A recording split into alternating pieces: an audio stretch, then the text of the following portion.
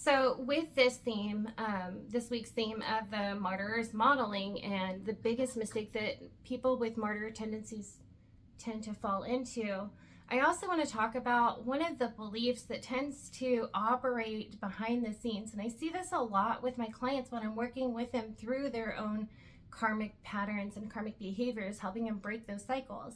And it's this belief that what goes around comes around. And this works against you because you believe that if I keep giving, keep putting in more, it's going to come back to me eventually.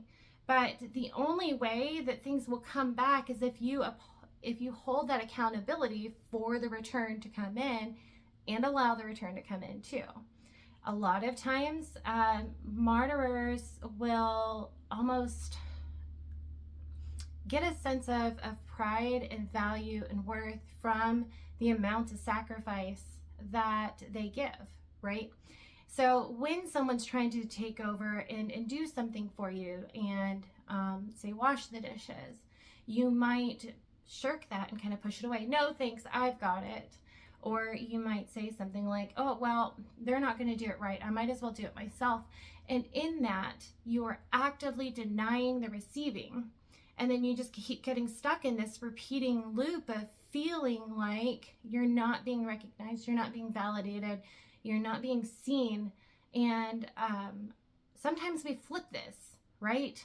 And we will blame ourselves. Oh, it's my fault that blah, blah, blah, blah, blah, right? And not all the time, but I do see it where we will start by justifying and rationalizing, blaming ourselves. And we do this because it gives us the control in the situation and puts us in the control spot. And that then informs new behaviors or new choices in response to that. And it just keeps us spinning into that cycle over and over again. So I'm curious how this shows up for you, if there's other beliefs that you've noticed that are running when you've fallen into martyr tendencies. Feel free to comment below or reach out in a message.